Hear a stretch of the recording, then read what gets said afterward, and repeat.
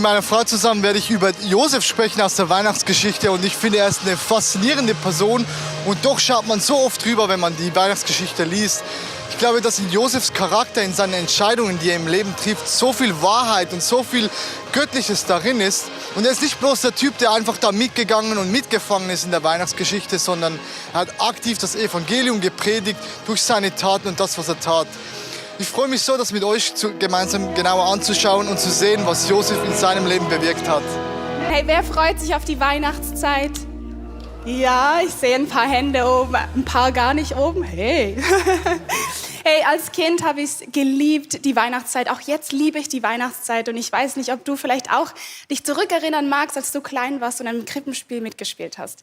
Ich habe es geliebt dabei zu sein. Obwohl ich ganz ehrlich sagen muss, dass ich eins der Kinder war, die da oben auf der Bühne dann war und so nervös war, dass ich den ganzen Text vergessen habe. Deshalb war immer der Grund dafür, dass eine Betreuperson immer in der ersten Reihe gesessen ist, die dann mir den Text zuflüstern konnte, aber natürlich so laut, dass es die ganze Kirche gehört hat. Es war richtig peinlich. Aber ich habe es geliebt und ich weiß noch, der Moment, wo du zusammenkommst mit all diesen Kindern und du wartest und fragst dich, welche Rolle von der Weihnachtsgeschichte bekomme denn ich heute? Und dann werden so die Engelrollen verteilt und du denkst, wow, ich will unbedingt ein Engel sein. Ich meine, wie cool ist das? Du hast so schöne Flügel, ein weißes Gewand, diesen Stern oben und dann darfst du die Freudenbotschaft verkünden und sagen, fürchte dich nicht, ich habe eine große Botschaft für euch, denn euch ist heute der Heiland geboren. Ist das nicht krass? Oder dann die Hirten, ich meine, wie cool, oder? Die Hirten auf diesem eisigen Feld mit den Fellen um sich herum und dann stehen sie da um dieses Feuer und warten und plötzlich kommen diese Engel und du merkst, dass du der Erste bist, der mitbekommt, dass dieser Gott seinen Retter auf diese Welt bringt, um dich zu retten. Und du bist der Erste. Oder ich dachte mir, ja, Hauptperson Maria zu sein, ist natürlich der absolute Brenner. Leider durfte ich sie wirklich nie spielen. Aber ich habe gedacht, hey, wie cool, sie waren so ein Vorbild für mich als Kind. Ich meine, sie bringt so ein krasses Vertrauen gegenüber Gott, so eine Gehorsamkeit, wenn sie sagt, mir geschehe, Gott, wie du sagst. Was für eine Gehorsamkeit Maria da an den Tag legt. Und dann eine meiner absoluten Lieblingsrollen. Die Schafe. Und ich erkläre jetzt euch, wieso. Weil die Schafe haben auf jeden Fall das coolste Kostüm. Dann haben die Schafe keinen Text zum Auswendiglernen. Plus du bist mittendrin im Geschehen, du bist vor der ersten Reihe und kannst zuschauen, wie alle anderen so ihren Text sagen. Und das vierte, jetzt haltet euch fest, du bekommst auch ein Dankesgeschenk. Ich habe es geliebt, ein Schaf zu sein. Ich fand das total cool. Eine Rolle, um die sich irgendwie aber nie so jemand drum gestritten hat, war die Rolle von Josef. Und ich möchte ihn gar nicht schlecht reden, aber mal ganz ehrlich, wenn wir an die Weihnachtsgeschichte denken, dann sticht Josef eigentlich nicht wirklich krass hervor, oder? Dann ist Josef eher so der stille und souveräne Begleiter von Maria. So der halt im Hintergrund steht, aber er macht jetzt keine krassen Heldentaten, er ist jetzt nicht irgendwie auffällig, sondern er steht so hinter Maria.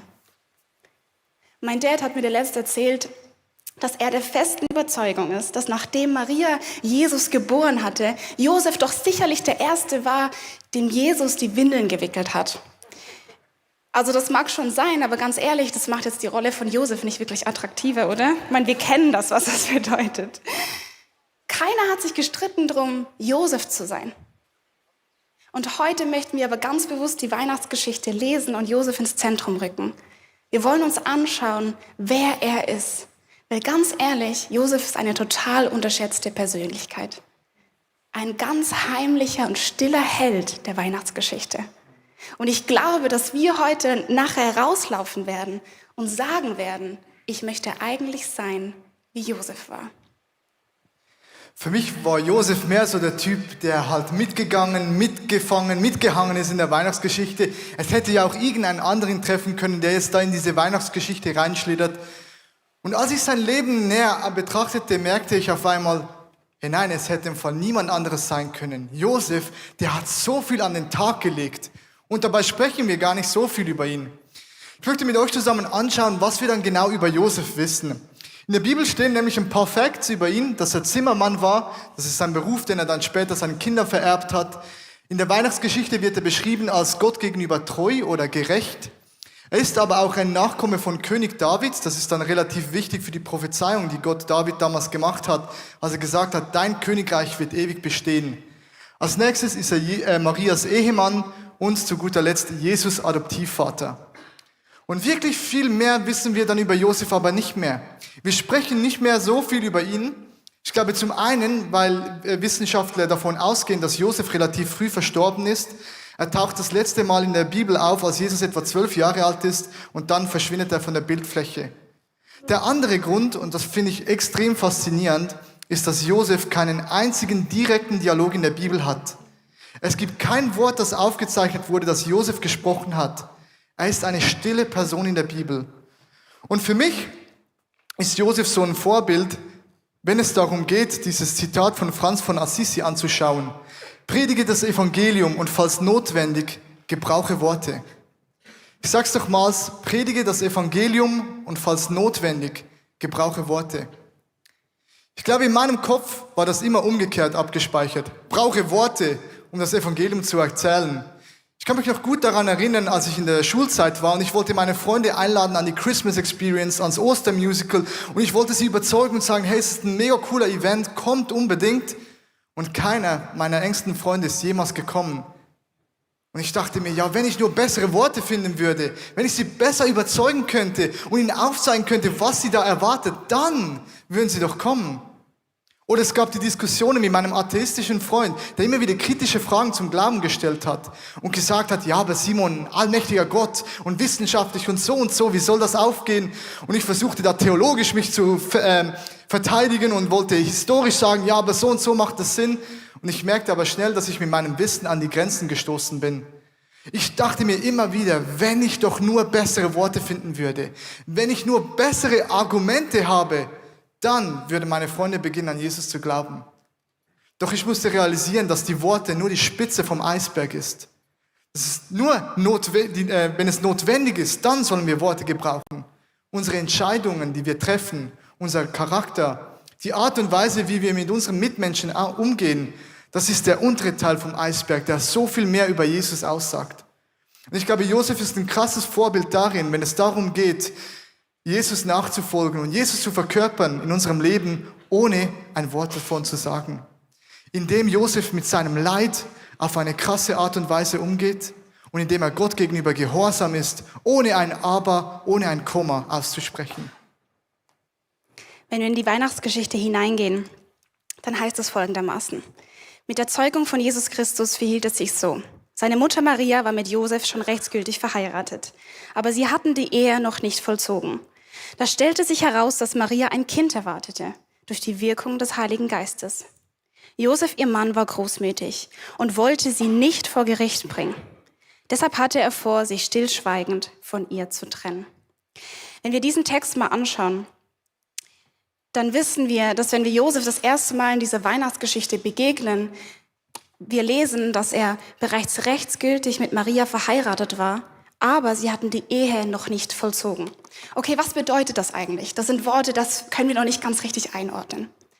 In der damaligen Zeit hat die Hochzeit anders ausgesehen, als sie bei uns heute aussieht. Die Hochzeit im Neuen Testament hatte verschiedene Phasen. Und in der Verlobungsphase ging es nicht einfach nur darum, dem anderen Person einen Antrag zu machen und einen Ring ihr anzustecken, sondern die Verlobungsphase hat bedeutet, dass du als Bräutigam den Brautpreis bereits an die Eltern der Braut bezahlt hast. Also du merkst, es ist schon viel konkreter, schon viel ernster. Und obendrauf wurde der Ehevertrag bereits dann schon gültig, ab dem Tag der Verlobung. Dieses Stadium hat also bedeutet, dass wenn du in dieser Zeit der Verlobung fremd gehst, du als Ehebrecher oder Ehebrecherin dastehst. Dieses Stadium hat bedeutet, dass wenn der andere Partner verstirbt, du zurückbleibst als Witwer oder Witwe. So krass war dieses Stadium. Also du merkst, die Verlobung war eine gesetzliche Verbindung zwischen den Ehepartnern, aber sie haben die Ehe noch nicht ausgelebt. Das bedeutet, sie haben noch nicht zusammen gewohnt. Dann die zweite Phase war die Vorbereitung des Bräutigams. Der Bräutigam hat sich zurückgezogen, hat die Hochzeitspläne gemacht, hat angefangen, das Haus vorzubereiten, das alles ready zu machen, damit nachher die Braut zu ihm kommen kann und sie gemeinsam leben können. Und diese Phase hat oft mehrere Monate gebraucht. Und dann, erst wenn der Bräutigam fertig war und er seine Braut nach Hause holen konnte, dann gab es die öffentliche Zeremonie. Und dann durften sie zusammenwohnen. Wieso ist das jetzt wichtig zu wissen? Es ist wichtig, weil wenn wir lesen in diesem Text, dass Josef und Maria bereits rechtsgültig verheiratet waren, aber die Ehe noch nicht vollzogen hatten, dann befinden sie sich in dieser Phase, in der Vorbereitung. Und in dieser Vorbereitung kannst du dir vorstellen, Josef ist da und er fängt an, dieses Haus zu bauen. Er fängt an, mit seinen Gedanken zu spielen und denkt, wie viele Kinder werden wir einmal haben? Werden sie die Augen von Maria haben? Wie werden wir sie nennen? Wie viele Räume brauchen wir? Er macht sich Gedanken über die Hochzeit. Welche Blumen mag Maria? Und er freut sich auf den Tag, an dem er eines Tages Maria nach Hause holen kann. Josef ist in der Zeit der Vorbereitung drin. Er träumt von seinem Leben. Er hat Pläne für sein Leben. Und in diesen Plänen lesen wir Folgendes. Da stellte sich heraus, dass Maria ein Kind erwartete. Schwanger? Ich weiß nicht, wie das für Josef sein musste. Gerade noch bist du am Träumen, dir am Pläne machen für deine Zukunft und dann von der einen auf die andere Sekunde zerbrechen deine ganzen Pläne. Wird dein Herz zerbrochen. Und ich glaube, dass Josef dasteht und denkt, Maria, wie konntest du mir das antun? Ich glaube das nicht. Ich glaube, Wut und Enttäuschung und Trauer macht sich da breit in Josef und er schaut das Haus an, wo er angefangen hat zu bauen und denkt sich, und jetzt? All die Pläne, die ich hatte für meine Zukunft mit Maria, sind dahin.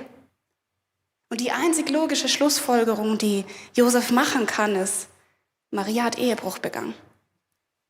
Maria hat sein Herz gebrochen, ihn geschädigt, hat die ganze Familie von Maria entehrt und obendrauf hat sie das Gesetz Gottes gebrochen.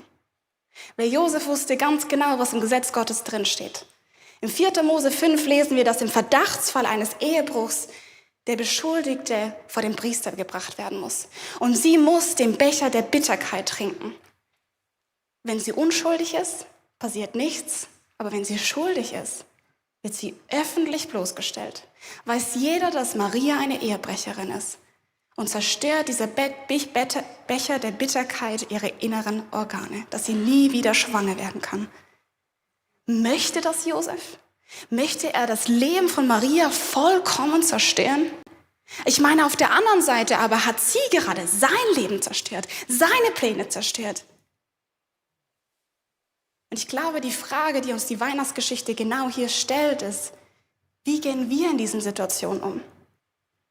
Wo unsere Pläne zerbrechen, wo wir von unseren Mitmenschen, von Personen, die uns nahestehen, einem Ehepartner, einer Partnerin, mit denen du Pläne hattest, mit einem Freund, mit einem beruflichen Partner und du dachtest, du hast auch Chancen auf eine neue Karriere und plötzlich schnappte sie dir weg und du wirst verraten, du wirst betrogen und du wirst verletzt von einer deiner engsten Personen. Wie gehst du damit um? Was werden wir zu Personen, wenn wir verletzt werden? Wie reagieren wir darauf? Spannend ist, dass die Weihnachtsgeschichte uns hier einen weiteren Hinweis gibt über den Charakter von Josef. Es steht dran, Josef war großmütig. Das Wort bedeutet wörtlich gerecht. Und der Begriff schließt Verantwortung für den Mitmenschen, Liebe und Barmherzigkeit an. Also Josef war auf der einen Seite gerecht gegenüber Gottes Gesetz. Er wollte, dass Gottes Gesetz in seinem Leben zur vollen Geltung kommt. Er liebte Gott über alles. Aber das Gesetz zu betonen hätte Folgendes bedeutet, dass er vollkommen Gerechtigkeit spricht, Maria vor Gericht bringt, sie öffentlich anklagt und sagt, sie ist schuld und er ist draußen.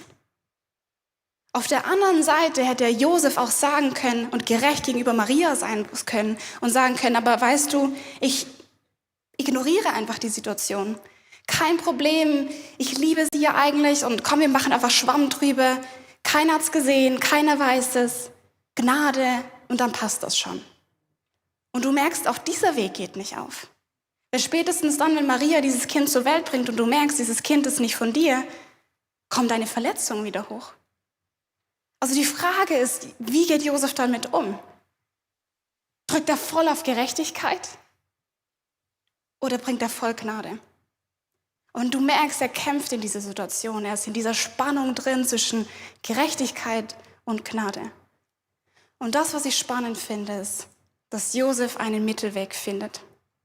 Wir lesen im Text, er wollte sie nicht vor Gericht bringen.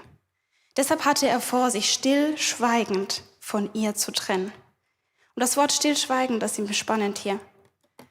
Weil Josef entscheidet sich in seinem größten Tiefpunkt, in seinem größten Schmerz, einen Weg zu gehen, der auf der einen Seite Gerechtigkeit Gottes nicht aufgibt, weil er trennt sich ja von ihr, und auf der anderen Seite aber Maria mit Gnade entgegenkommt, weil er es nicht öffentlich macht, sondern stillschweigend macht. Auch wenn das bedeutet hat, dass Menschen vielleicht gemunkelt haben, gedacht haben, der steckt vielleicht auch unter der Decke dran. Josef trägt einen Teil der Konsequenzen von dieser Entscheidung, die Maria da getan hat, mit. Und wenn wir hier pausieren, dann finde ich das unglaublich spannend. Weil wenn wir vorspulen an das Kreuz von Jesus, dann ist das, was Jesus macht, genau das Gleiche. Er stirbt am Kreuz für unsere Sünden, für unsere Fehler. Dort, wo wir schuldig geworden sind vor Gott, dort, wo wir hätten vors Gericht gebracht werden hätten sollen, steht Jesus ein perfekter Mensch, der keinen einzigen Fehler hatte. Und er stirbt am Kreuz der Sünden, für unsere Sünden. Er steht nicht da und kommt auf die Welt und sagt, weißt du was, keine Problem, Schwamm drüber, alle Fehler sind dir vergeben, sondern er weiß, dass es einen Preis gibt. Und den Preis zahlen nicht wir, sondern er, damit wir in Gnade vor Gott kommen können. Und ich finde das so ein krasser Charakter, den Josef uns hier zeigt. Und das bringt mich zum Nachdenken. Das bringt mich zum Nachdenken, wie gehe ich in diesen Situationen um, wo ich an so einem Tiefpunkt bin, verletzt werde von meinen engsten Personen. Und da zeigt Josef uns auf, dass es einen Weg gibt, der Barmherzigkeit zeigt für unsere Mitmenschen. Ich finde das unglaublich spannend, was da Josef für einen Charakter an den Tag legt. Und wenn wir weiterlesen, dann sehen wir, dass es mit diesem Hin und Her noch weitergeht. Während er noch hin und her überlegte, erschien ihm im Traum der Engel des Herrn und sagte zu ihm, Josef, du Nachkomme Davids, scheue dich nicht, Maria, deine Frau, zu dir zu nehmen. Denn das Kind, das sie erwartet, kommt vom Geist Gottes. Sie wird einen Sohn zur Welt bringen, den sollst du Jesus nennen, denn er wird sein Volk von aller Schuld befreien. Dies alles geschah, damit in Erfüllung ging, was der Herr durch den Propheten angekündigt hatte. Die Jungfrau wird schwanger werden und einen Sohn zur Welt bringen. Den werden sie Immanuel nennen. Der Name bedeutet, Gott steht uns bei. Ich glaube, im ersten Satz dieses Bibelverses, dieses Abschnittes, befindet sich so viel Wahrheit darin. Weil gerade noch war Josef am Hin und Her überlegen und dachte sich, was soll ich tun? Und dann erschien ihm der Engel des Herrn und gab ihm eine Offenbarung über sein Leben. Und ich glaube, hier kristallisiert sich eine Wahrheit heraus, die auch für unser Leben gilt. Nämlich, dass unser größter Tiefpunkt oft der Beginn von Gottes größtem Sieg ist. Der Moment, wo wir uns am tiefsten fühlen, wo die Nacht am dunkelsten ist, das ist oft der Moment, wo Gott am meisten aktiv ist in unserem Leben und eine Charaktereigenschaft von ihm aufzeigt, uns eine Offenbarung gibt, die unser Leben in die Richtung von Gottes Herz lenken wird. Und das nachhaltig. Und ich finde, das sieht man nirgends anders so krass wie bei Josefs Geschichte.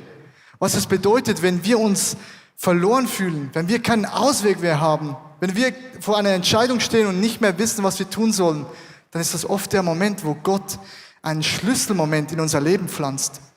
Und bei Josef war die Offenbarung folgende. Der Engel sagte zu ihm, denn das Kind, das sie erwartet, kommt vom Geist Gottes. Und da hat er das Geheimnis von Weihnachten begriffen. Und er hat gemerkt, okay, es war kein anderer Mann, es war der Geist Gottes. derselbe Geist, der damals im 1. Mose bei der Schöpfung über dem Wasser schwebte und die ganze Schöpfung ins Leben brachte, derselbe Geist ist nun im Bauch meiner Frau aktiv und er bringt erneut eine neue Schöpfung hervor. Jesus. Etwas Neues wird entstehen durch den Geist von Gott. Und die Offenbarung geht noch weiter. Der Engel toppt das Ganze, weil es hätte ja auch sein können, dass es irgendein Propheten ist, der Gott da im Bauch von Maria heranwachsen lässt. Irgendein Leiter, ein König, sonst wer. Doch der Engel sagt ihm, denn er wird sein Volk von aller Schuld befreien. Und Josef weiß, Moment einmal, sein Volk? Aber sein ist doch eigentlich Gottes Volk. Israel ist das Volk von Gott. Also hier bezieht sich sein auf das Kind. Das heißt, das Kind muss nicht ein Propheten sein, sondern Gott höchstpersönlich, der da im Bauch von Maria heranwächst. Und ich glaube, spätestens in diesem Moment ist eine Explosion in Josefs Gehirn losgegangen und er merkt, Gott selber im Bauch meiner Frau, sie war nicht untreu, sondern obendrauf, Gott ist treu gegenüber seinem Versprechen, das er Israel gemacht hat, gegenüber David. Gott ist sowas von treu. Und ich glaube, der kann sich nicht mehr halten, ist wahrscheinlich mitten in der Nacht aufgewacht, schweißgebadet, weil er denkt, was ist nur los? Ich darf dabei sein. Vorher war er noch am tiefsten Punkt seines Lebens. Und jetzt steht er vor der größten Sieg von Gott. Doch es gibt dann der Moment, wo die Wahrheit wieder hereinkommt oder wo die Realität wieder anklingt. Und er wacht auf und denkt, Moment einmal, da hat der Engel ja noch was gesagt. Da gab es so was Kleines, so ein kleiner Satz, der heißt, Maria, scheue dich nicht, Maria, deine Frau zu dir zu nehmen. Und er merkt, das wird Konsequenzen haben. Das ist nicht einfach so, ich nehme jetzt meine Frau zu mir, sondern meine Nachbarn, meine Familie, meine Freunde, die können ja rechnen.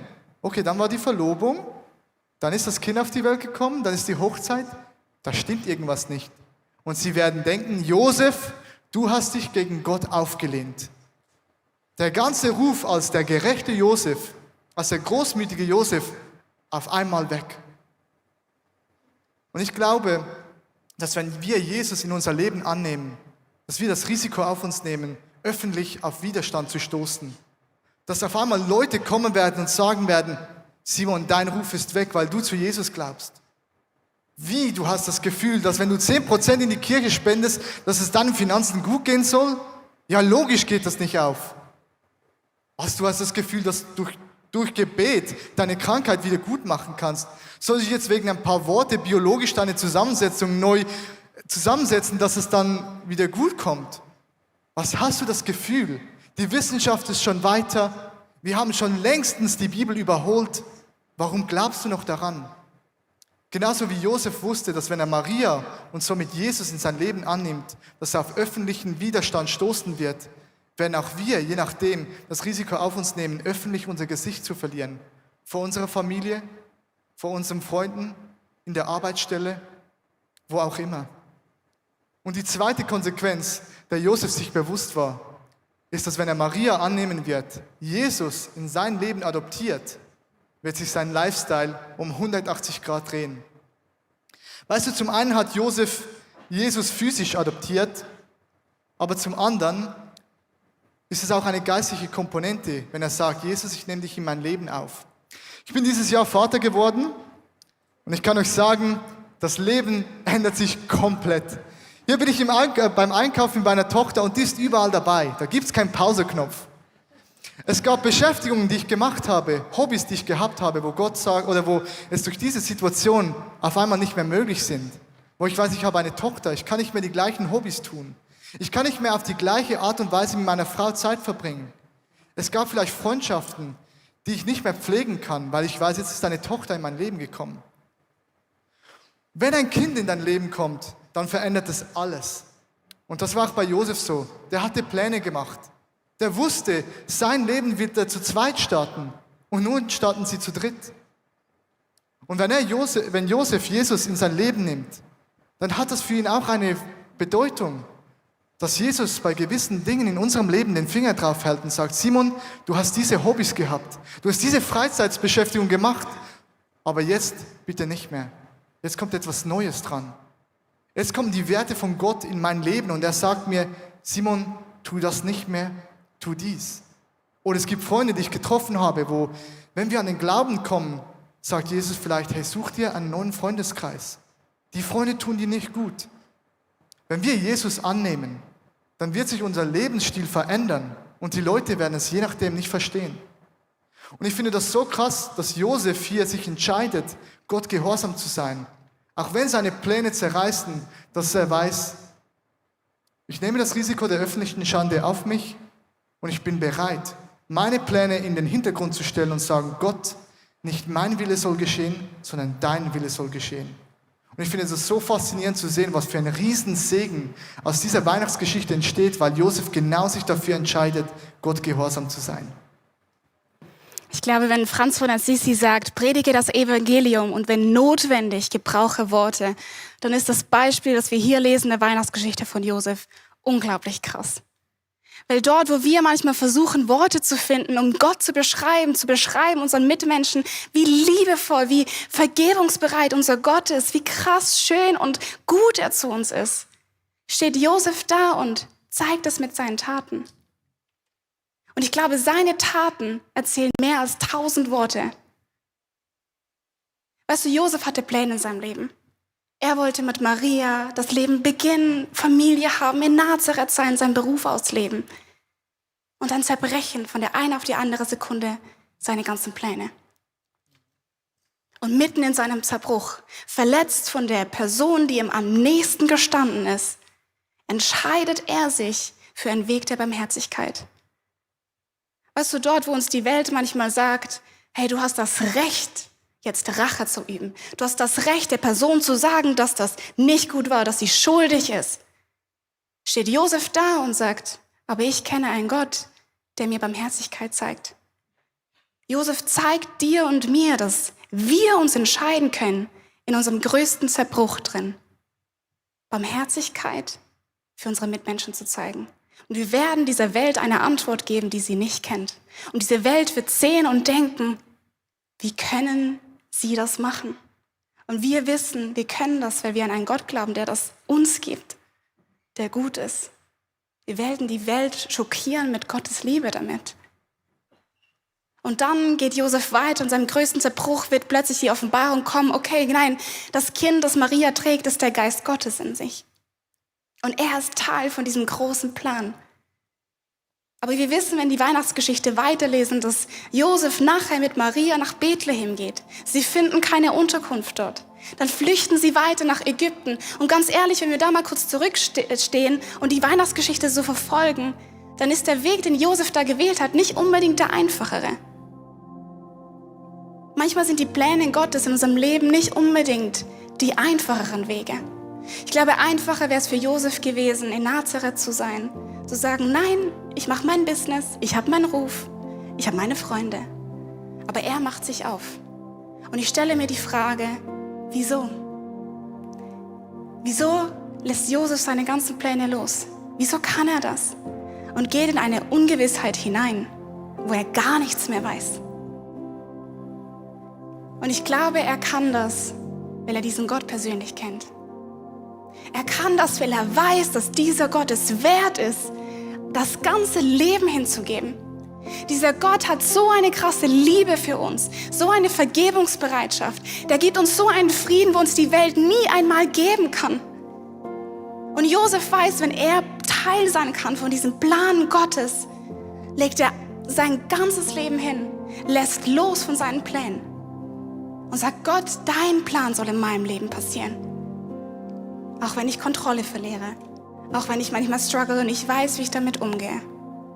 Josef kennt diesen Gott persönlich und weiß, nichts auf dieser Welt ist mehr wert, als mit diesem Gott unterwegs zu sein. Immanuel bedeutet, Gott ist mit dir. Und das ist die Zusage, die Josef jeden Tag hat. Und das ist die Zusage, die auch Jesus dir gibt für dein Leben. Ich weiß nicht, wo du gerade stehst. Ob du noch an einem Punkt stehst, wo du merkst, ich kenne diesen Gott gar nicht persönlich. Wer ist denn dieser Gott? Ich habe seine Liebe noch nicht so erfahren, wie Josef es erfahren hat. Vielleicht stehst du da noch ganz am Beginn. Vielleicht bist du auch schon weiter und merkst, du hast deine Pläne, aber du traust dich nicht ganz loszulassen, weil du Angst hast, was passiert denn dann? Und ich glaube, wir glauben an einen Gott, dem wir vertrauen können. Einen Gott, der es gut mit dir meint. Und diese Weihnachtsgeschichte zeigt uns ein wunderschönes Beispiel von Josef. Er geht uns voraus und wir können ihm nachgehen. Und weißt du, eines Tages möchte ich vor Gott stehen und ich möchte in die Augen schauen können und sagen, ich habe mit meinem Leben deinen Plan umgesetzt. Mit meinem Leben habe ich dein Königreich gebaut. Es lohnt sich. Wir möchten gerne noch mit euch zusammen beten. Ich glaube, die Josefsgeschichte, die entpuppt sich als extrem tief und extrem relevant. Und es gibt so viele unterschiedliche Lebensbereiche, wo wir uns momentan befinden. Und das Starke ist dann, wenn wir sagen, nicht mein Wille geschehe, sondern dein Wille, Gott. Wir loslassen und uns führen lassen von Gott. Ich möchte mit euch zusammen einfach unsere Situation hinhalten, wo auch immer du steckst, wo auch immer du merkst, ich glaube, da klopft der Heilige Geist an meine Tür heran. Da klopft er an und will sagen, Simon, Josie, wie auch immer dein Name ist, ich möchte dich in meine Pläne einweihen. Ich möchte dich berufen zu einem Leben, das nicht unbedingt einfacher ist, aber das einen krassen Segen bringen wird für dich, für deine Familie, für dein Umfeld. Vater, ich möchte dir Danke sagen, dass du dein Leben oder dass du das Universum so geplant hast, dass wir ein Teil darin sein dürfen. Dass du nicht einfach alles in Eigenregie machst und sagst, ja, weißt du was, ich habe sowieso besser im Griff, sondern dass du Menschen wie Josef, Maria, uns, auch dich gebrauchst, damit dein Reich gebaut werden darf. Und Heiliger Geist, ich lade dich ein, dass du jetzt ganz individuell zu jedem Einzelnen sprechen darfst und jedem aufzeigen darfst, was der nächste Schritt ist. Ob es vielleicht bedeutet, eine Small Group zu finden, Leute zu finden, die mit dir unterwegs sind. Ob es vielleicht bedeutet, anstelle der Rachegefühle, Gefühle der Barmherzigkeit einzuladen. Ob es vielleicht bedeutet, Jesus dich als den Sohn Gottes, als Gott höchstpersönlich in das Herz einzuladen, in sein Leben einzuladen. Wo auch immer du stehst. Heiliger Geist, ich bitte dich, dass du uns den nächsten Schritt aufzeigen darfst. Dass wir mehr unsere Pläne in den Hintergrund rücken dürfen und sagen dürfen, nicht mein Wille geschieht, sondern dein Wille soll geschehen, Gott. Ich danke dir, bist du bei uns und ermutigst uns durch die Weihnachtsgeschichte immer wieder, dich in unserem Leben willkommen zu heißen. Amen.